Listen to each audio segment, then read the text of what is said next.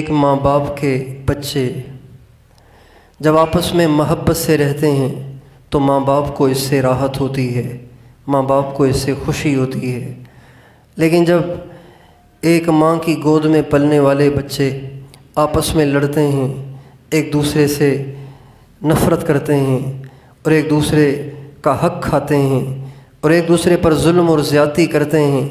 تو ماں باپ کا بڑا دل دکھتا ہے اور ماں باپ کی نیندیں اڑ جاتی ہیں، ماں باپ کی پریشانی کی کوئی حد نہیں رہتی کہ یہ میرے بچے آپس میں کیوں نہیں بنتے۔ جس طرح ایک ماں پر یہ بات ناگوار اور شاق ہے کہ اس کے بچے آپس میں لڑیں اور ایک دوسرے سے نفرت کریں، ایک دوسرے سے دور ہوں، ایسے ہی اللہ کو بھی یہ بات ناپسند ہے کہ اس کے بندے، اس کی بندیاں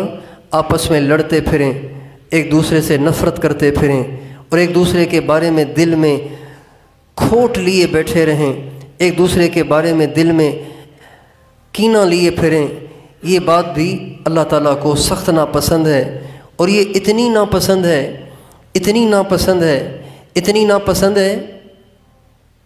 کہ نبی کریم صلی اللہ علیہ وسلم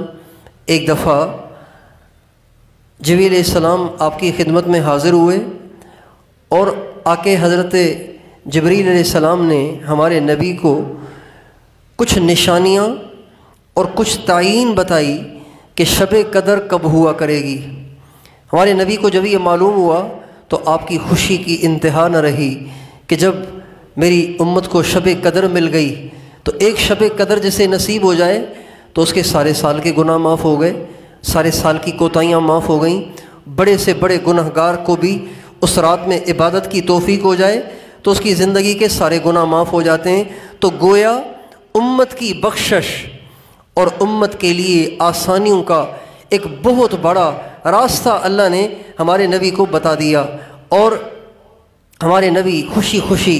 اس بات کو لے کر باہر نکلے اپنی امت کو بتانے کے لیے۔ لیکن اللہ کی شان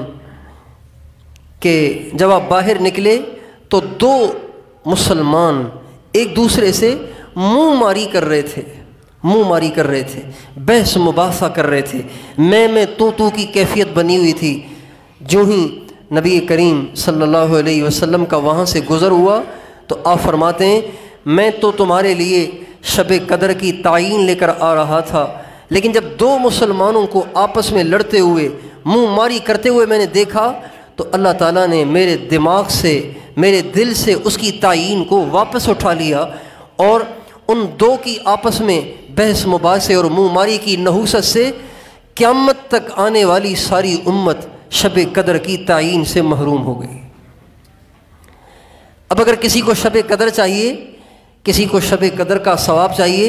کسی کو شب قدر کی فضیلت چاہیے تو اس کے لیے ضروری ہے کہ 21 کو بھی جاگے، 23 کو بھی جاگے، 25 کو بھی جاگے، 27 کو بھی جاگے، 29 کو بھی جاگے۔ اگر وہ دو آپس میں منہ ماری نہ کرتے، بحث مباحثہ نہ کرتے، اگر آپس میں میں تو نہ کرتے تو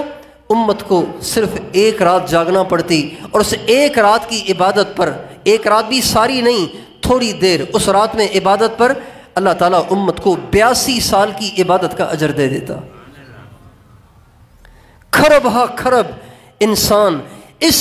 رحمت سے محروم ہوئے صرف دو شخصوں کے منہ ماری کی وجہ سے۔ اس سے اندازہ لگائیے کہ اللہ تعالیٰ کو بندوں کا آپس میں منہ ماری کرنا، آپس میں لڑنا، آپس میں ایک دوسرے کی شکل نہ دیکھنا، قطع تعلقی کرنا،